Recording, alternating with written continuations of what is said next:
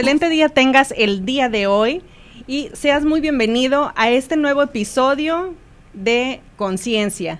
Estamos en este podcast en donde queremos transmitir mucho de lo que hacemos aquí en la Facultad de Psicología de la Universidad Autónoma de Nuevo León.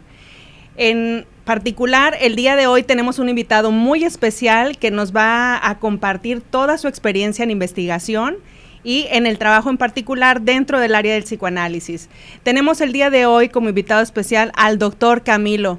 Muchísimas gracias por haber aceptado esta invitación a este episodio de Conciencia. ¿Cómo estás, Camilo? Buenos días, un saludo a todos, o buenas tardes, buenas noches, dependiendo de cuándo vean este mensaje. Un gusto estar aquí con ustedes. Para mí es algo muy grato platicar con ustedes, con la audiencia, contigo, en este programa. Muchísimas gracias. Y bueno, Camilo es profesor investigador de aquí de la Facultad de Psicología de la Autónoma de Nuevo León y quisiera que te presentaras un poco con nuestro público, diciéndonos un poco de qué es lo que te ha llevado a la escritura. ¿Desde cuándo escribes? Porque tú tienes una amplia trayectoria en esto de la escritura. Ya, siempre es algo que me preguntan muy seguido y escribo para organizar, para pensar, para programar mis clases. Prácticamente desde que tenía 10, 11 años, escribo lo que observo, lo que veo, y de alguna manera cuando estaba por allá en la secundaria me planteé la idea de las diferencias entre las personas, los rasgos de personalidad, y pensé, hoy, ¿por qué no estudiar algo de psicoanálisis, de psicología, filosofía? La vida me fue llevando por muchos rumbos hasta que llegué aquí a la Facultad de Psicología, nuestra alma mater, y me encontré con el psicoanálisis y de ahí dije, de ahí soy, y empezamos a hacer observación, investigación, posteriormente la práctica clínica, y en la actualidad combino la práctica clínica con la docencia, la investigación, y también cursé la carrera de traducción. Soy traductor-intérprete y por ahí también me dedico a la traducción especializada dentro de la psicología clínica y el psicoanálisis. Muy bien. Fíjate que cuando hablamos de hacer investigación, a veces yo siento como que nuestros alumnos, la sociedad en general, como que se asusta, porque piensan que hacer investigación tienes que ser así, que un super cerebro y estar aislado. Y yo pienso que justo hay cosas de la vida cotidiana que hacemos y dentro del área psicoanalítica en particular, también se puede hacer ciencia, también se puede escribir, también podemos hacer aportaciones para conocer más del sujeto, ¿no? Entonces, cuéntanos un poco de por qué escribir sobre psicoanálisis, qué cosas te han inspirado a escribir. Digo, porque yo sé que escribes desde hace mucho tiempo en una columna de un periódico, que no vamos a decir nombres, pero escribes desde hace mucho tiempo. O sea, esto es una pasión que tú ya traes desde antes, ¿no? A mí siempre me ha interesado la divulgación del psicoanálisis, llevar el psicoanálisis a otros campos.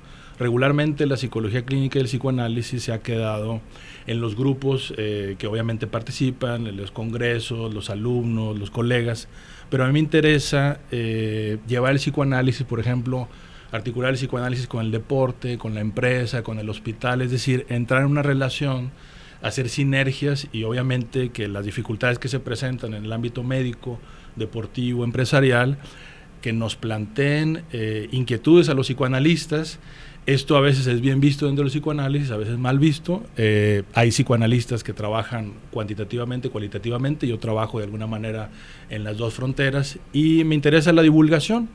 Ahorita que mencionabas esto de, bueno, la investigación está en el día a día. Todos nos preguntamos cosas. ¿Por qué sucede lo que sucede? ¿Por qué pasa esta situación en la familia, en lo social, en lo universal, las guerras, etcétera, depresión, síntomas actuales? Y por ahí creo que hay un punto muy importante de trabajo de poder desarrollar técnicas tanto de manera cuantitativa como cualitativa. Digamos que lo que podamos verificar los resultados de nuestra práctica sin, digamos, deformar del todo el método analítico, sino poder, digamos, hacer una comparativa con otras ciencias, con otros campos, y por qué no entrar en diálogo con diferentes ciencias, por ejemplo, física cuántica, estadística, matemática, que creo que por ahí muchos colegas psicoanalistas coincidan conmigo que el psicoanálisis se renueva cuando entra en contacto con estos campos, no tanto para invalidar, sino para articular nuestros problemas, nuestras diferencias, y bueno, parte de eso es mi trabajo y mi quehacer como investigador, como clínico. Sí. Claro, un poco como lo que decía Freud, ¿no? Psicopatología de la vida cotidiana. Exactamente. O sea, estudiar de todos los fenómenos sociales que tenemos y pues hablar de eso. Pero bueno, pensando un poco que tenemos público también que no necesariamente es del campo psi, ¿qué significa esto del psicoanálisis? ¿Qué es lo que aporta el psicoanálisis a la comunidad? Sí, el psicoanálisis es una práctica, algunas personas lo toman como un apartado más de la psicología clínica. El psicoanálisis fue inventado por un señor llamado Sigmund Freud, que él era médico, específicamente neuropatólogo, se dedicaba a investigar lo que sucedía dentro del cerebro, y de alguna manera él plantea que es un método para poder investigar una dimensión que nosotros no somos conscientes, que es el inconsciente, y de alguna manera permite ver cuáles son las verdaderas razones o lo que está detrás de una decisión, de un gusto, o cuando una persona tiene un síntoma, tiene tristeza, tiene, por ejemplo, cuando se habla en la actualidad de procrastinación, sentirse solo, sola, desahuciado, el psicoanálisis puede investigar el sentido, no solamente oculto, sino el sentido práctico de lo que está sucediendo. Yo regularmente le platico a mis pacientes cuando me preguntan, bueno, los psicoanalistas a veces dicen cosas que nadie les entiende. ¿Me podría explicar con términos claros qué es lo que estamos haciendo aquí? Les digo, bueno, mira, tú tienes un problema y tienes dudas de este problema. Hay algo que no sabes por qué está pasando y no sabes qué hacer.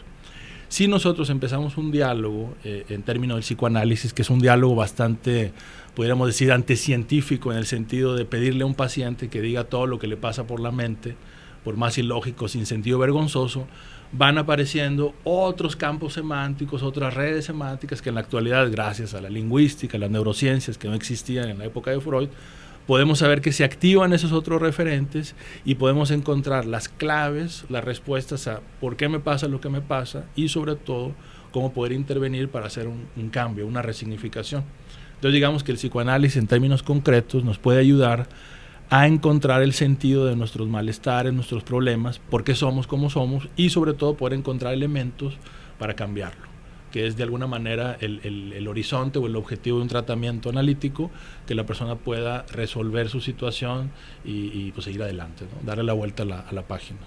Ok, entonces en ese sentido podría ser que el psicoanálisis en este proceso de resignificar la historia del sujeto es un proceso de indagación sobre la historia del sujeto.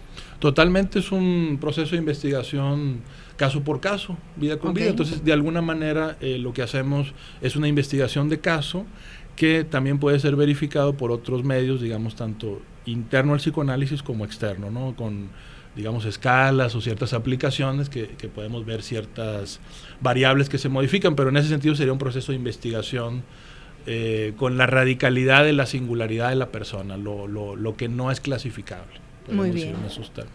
Sí, porque luego hay como esas dudas siempre en el campo psi de qué cosas son científicas o qué cosas no son científicas para la psicología, ¿no? Dentro de las mismas ciencias sociales hay como mucho barullo, ¿no? De qué cosa puede aceptarse como ciencia. Sin embargo, pues todas las áreas de la psicología son válidas y en este caso el psicoanálisis se ha mantenido vigente durante todos estos años, justo porque sigue habiendo trabajo de investigación. ¿Sí? Sí, inclusive pues el planteamiento de juzgamos lo que no conocemos, juzgamos lo que no entendemos. Se puede pensar que la ciencia necesariamente tiene que tener siempre una metodología específica. Conocemos que hay diferentes modelos para pensar un cierto fenómeno. Por ejemplo, hay una relación interesante entre las neurociencias, la genética, la física cuántica y el psicoanálisis, que pudiera parecer una cosa muy rara, que tiene que ver la física cuántica, la genética con el psicoanálisis, o con los sistemas económicos actuales, tiene que ver con el vacío del sentido.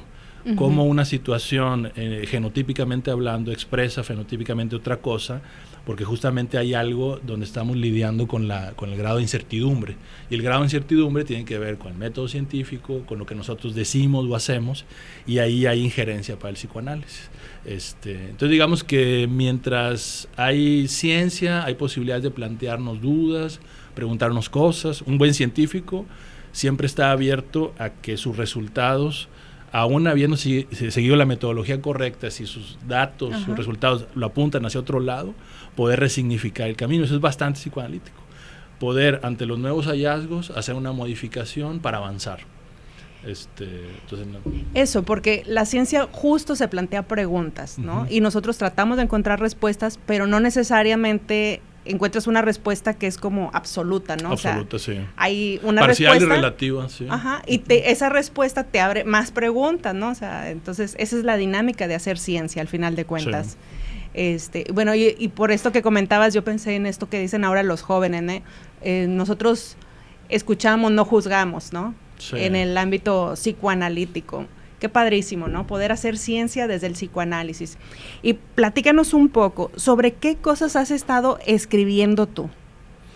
Bueno, últimamente he estado revisado para esta entrevista algo que tiene que ver con el sinsentido dentro de la familia. Una línea de investigación es esa. Esto que se expresa como lo tóxico, la procrastinación, el perder el tiempo, el no encontrar un sentido de vida en la escuela, en el trabajo, en el día a día, que lleva a presentar ciertos malestares como adicciones, etcétera. Y yo creo que también como un efecto social, local, nacional, la cuestión de las guerras, de la polarización, buenos, malos, la exclusión, eso me ha tocado últimamente, pudiéramos decir desde hace 10 años a la fecha, estudiar la cuestión de la discriminación, del odio, del fundamentalismo. Entonces en esas líneas de trabajo estoy escribiendo. Sí.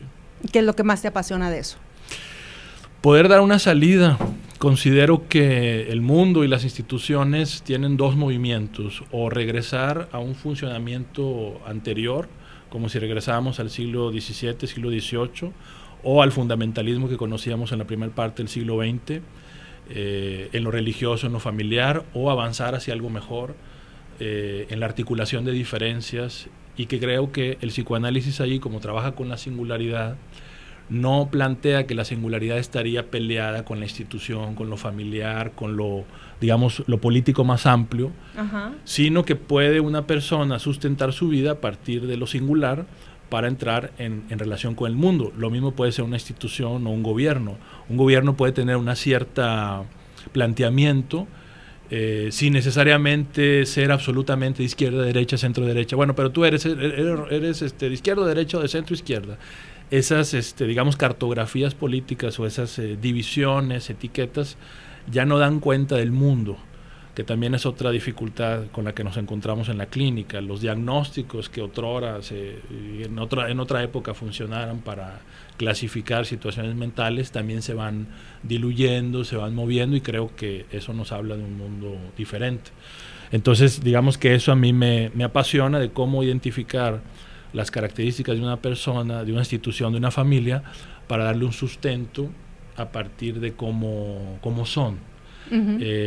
Invención y responsabilidad, cómo ser responsable con la propia existencia, que de alguna manera, si nosotros vamos a el origen del pensamiento, las ciencias, etcétera, se buscaba eso, cómo intentar descubrir la verdad, y que esa verdad pueda funcionar en dos sentidos: para dar un sentido a la vida y para solucionar problemas prácticos, que por ahí hay un campo de contacto con la ciencia del psicoanálisis.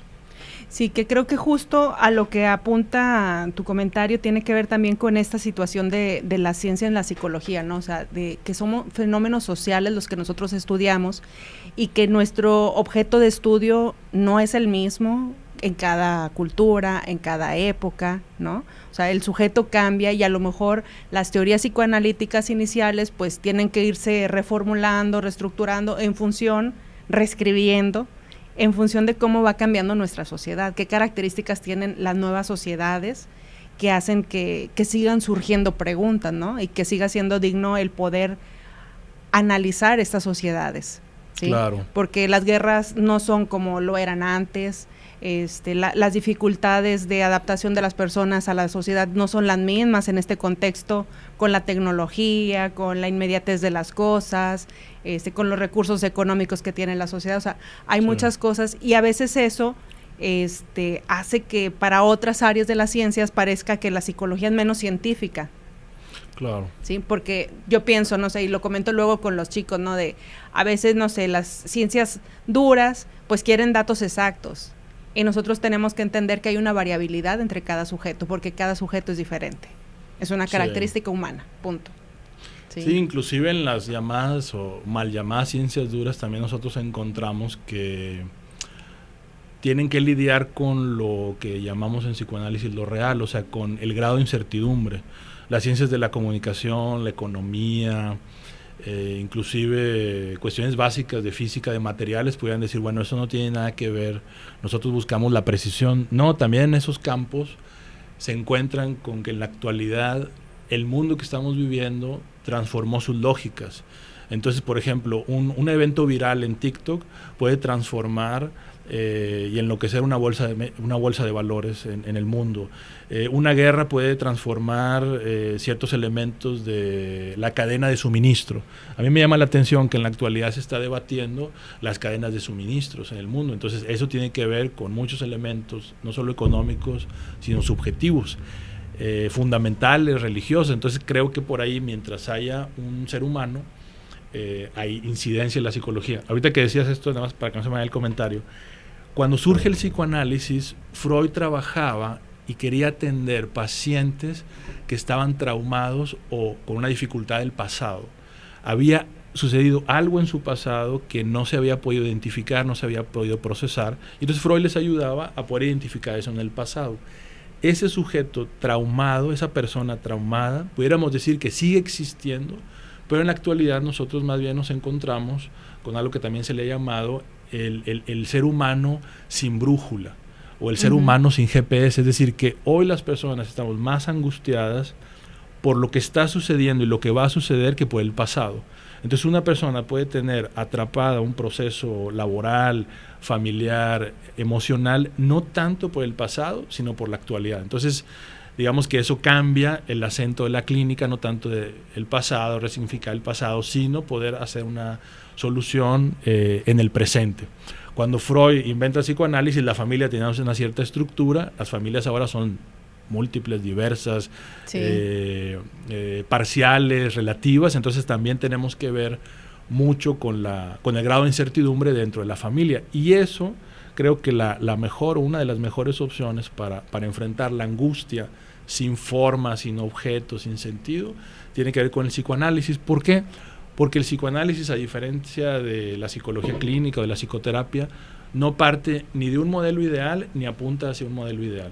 De alguna manera, para las personas que nos están escuchando, el psicoanálisis permite que la persona pueda estar lista para enfrentar cualquier circunstancia de la existencia. ¿Por qué? Porque no se basa en un sistema rígido, sino en un sistema siempre abierto a la significación. Entonces, esto de alguna manera nos plantea un movimiento muy en red, muy en la lógica de lo que se está viendo en este mundo. Más que restituir el pasado, retornar a lo que se estaba viviendo, poder hacer una invención en el tiempo presente, ¿no? Oye, pues qué interesante todo esto. La verdad es que a veces pienso que como el campo de la psicología es algo tan, pues que puede ser como transmitido de manera como muy coloquial, muy amigable para el público, a veces creen que todo esto es como, estamos nada más sentados, ¿no? Aquí platicando. Sin embargo, esto es producto de años de estudios, a llegar a estas conjeturas, a estas ideas, es una construcción de conocimiento, ¿no? Sí, definitivo, es un movimiento de los fenómenos que estamos investigando, de las motivaciones que nosotros tenemos, de lo que están escribiendo otros colegas, de compartir en otras latitudes, en otros espacios. Es algo individual, colegiado, podríamos decir, y toparse con la confirmación de nuestras posturas, pero también con el rechazo de otras, y que se apertura el conocimiento. Entonces, por ahí creo que siempre hay un campo para la incertidumbre, pero para seguir explorando. O sea, lo que no abandonamos es la posición del investigador, que siempre está abierto a replantearse los resultados de sus objetos de estudio y aumentar y incluir. Creo que habría dos formas en las que yo veo de pensar el psicoanálisis y la psicología: o los sistemas cerrados que terminan por no responder a las demandas o a los malestares del tiempo actual, y los sistemas abiertos que de alguna manera pueden enriquecerse de los avances en neurociencias, en psiquiatría, en estadística, en matemática, en lingüística, filosofía, sociología, antropología, en fin, o sea, todos los campos humanos del saber que puedan enriquecernos para qué elementos podemos compartir para responder al sufrimiento de la gente del mundo actual. Entonces creo que es muy importante eso, y sí es importante el rigor en el estudio para los estudiantes o las personas que quieren incursionar en la psicología, en psicoanálisis, no es nada más no es para nada una elucubración. La elucubración forma parte en algún momento, pero el rigor en la investigación, en la fundamentación es primordial. Entonces son años de estudio, de preparación, o sea, no es nada más una carrera, sino es un continuo, ¿no? Todo esto, y es una indagación que no nada más está dentro de lo que uno piensa y que va a estudiar, sino también el trabajo clínico, que obviamente te confronta con esas nuevas realidades, el dar cuenta que la sociedad está cambiando es a partir del trabajo clínico, de la observación de la sociedad, y bueno, todo eso, ¿en dónde lo plasmas? ¿En dónde lo escribes? Yo tengo diferentes espacios, bueno, como cualquiera de nosotros tenemos las redes sociales, las páginas donde subimos contenido, videos, entrevistas, y digamos de manera más formal, más sistemática, tengo 2 columnas. Una de ellas, este año precisamente cumplimos 20 años de escribir una columna semanal en el periódico El Porvenir. Actualmente sale los días miércoles la publicación de esa columna, y estamos ahí en La Opinión, y también desde hace 2 años estoy en el periódico Publimetro en su versión electrónica y ocasionalmente impreso, y de ahí de alguna manera vacío o presento al público en general mis hallazgos, mis inquietudes, para que puedan ser leídas, reflexionadas, criticadas, ¿por qué no? Pues siempre es importante esto. Y también como parte de mi labor como escritor, hemos participado con capítulos de textos, con colegas, ahorita que mencionábamos esto de los cambios en el sujeto traumado o las personas traumatizadas por el pasado. Y en la actualidad hay algo interesante que se genera desde hace algunos años que tiene que ver con la comedia, específicamente con el stand-up comedy, y con el psicoanálisis, sobre todo un psicoanálisis que se llama psicoanálisis lacaniano, que yo planteo en ese capítulo de ese texto que se llama El inconsciente estructurado como un lenguaje, que se puede leer en la editorial Arrebol, es una editorial argentina, donde yo planteo cómo estas 2 fuentes nos permiten poder localizar las problemáticas actuales sin dejando un poco de lado lo políticamente correcto, que a veces impide un poco la reflexión, digamos, científica de lo que nosotros estamos viviendo, como depresión, ansiedad, las dificultades para abrirse camino en la vida laboral, educativa. Entonces por ahí también pueden leer en esos textos, y como traductor también pues me encuentro siempre buscando proyectos que aporten algo en la actualidad. Hay varios proyectos ya publicados, entre ellos, por ejemplo... De Massimo Recalcati, sí, ¿no? Hay un texto... psicoanalista italiano que acá... A ver, cuéntanos, ¿qué has traducido de Massimo? Bueno, de Massimo hemos traducido más de 50 artículos de revistas y de periódicos, y tenemos un texto que... ahorita 2 estamos trabajándolos, ya están en el horno. Uno que se llama Las nuevas melancolías, que precisamente habla de cómo las personas se retiran a encerrarse en sí mismas como una protección ante la vida. Otro que tiene que ver con estar en contra del sacrificio, pensando que el sacrificio no es algo que nos va a rendir una cierta consecuencia en sí mismo. Y lo que ya está publicado es un texto que se llama Los retratos del deseo. Eso lo pueden encontrar en Editorial Paradiso, y de alguna manera Massimo Recalcati va a hacer una metáfora de ir avanzando en una galería, en un museo, hablando de las diferentes formas de pensar el deseo.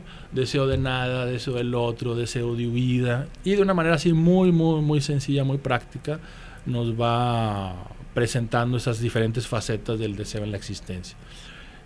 Pudiéramos decir, para la gente que nos está escuchando, una cierta versión del deseo en la actualidad es realizar lo que yo quiero, o tener lo que yo quiero. Si yo realizo lo que yo quiero y tengo lo que yo quiero, voy a ser muy feliz. Esa es una versión dentro de muchas. Regularmente esa versión es una versión en serie, acumulativa, que termina dejando más vacía a la persona. Y ahí encontramos otras versiones del deseo, como el deseo inconsciente, el deseo subjetivo, que puede haber respuestas precisamente ante esta forma de deseo comercial, ¿sí? Entonces, digamos, esas son algunas de las fuentes. Ya lo demás está trabajándose y próximamente va a salir en este año, el próximo, los textos estos que estoy traduciendo de Las nuevas melancolías y Contra el sacrificio. Y otro sobre una cuestión más técnica de psicoanálisis kleiniano, que le llaman, psicoanálisis inglés de Donald Metzer, que habla precisamente sobre el claustro o la claustrofobia. También es un texto que está ya próximo, ese es de inglés británico al español, son, digamos, esos trabajos que están ahorita en puerto. Súper. Oye, es que me parece súper interesante esta parte de cómo la lectura nos lleva a la escritura, nos lleva a la reflexión, y obviamente este trabajo de traducción también es súper importante para nosotros porque hay textos que luego no llegan a todos los colegas. Se tardan 10 o 15 años en traducirse.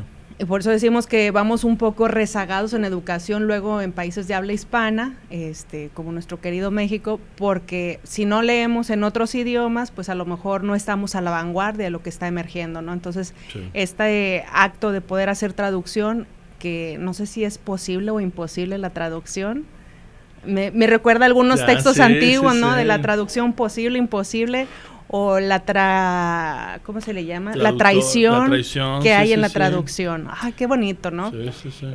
Pero es un trabajo sumamente importante y que justo necesitamos rescatar para invitar a nuestros lectores, a nuestra audiencia, a que no nada más es un trabajo de preparación. O sea, yo creo que también, yo les decía a los alumnos recientemente, oigan, ustedes que leen y que están en grupos de literarios, o sea, son futuros científicos. Y me decían, ¿cómo? O sea, pues nosotros leemos. Y yo, sí, pero es que el que lee, por lo general, después escribe, ¿sí? Y es algo que traemos asociado, porque te ayuda a inventarte nuevas preguntas, a crear nuevos espacios, nuevas dimensiones, y buscar estos espacios de eco, ¿no? De dónde quieres transmitir también lo que estás leyendo y con quién lo compartes, porque creo que no es un acto nada más íntimo de uno, ¿no?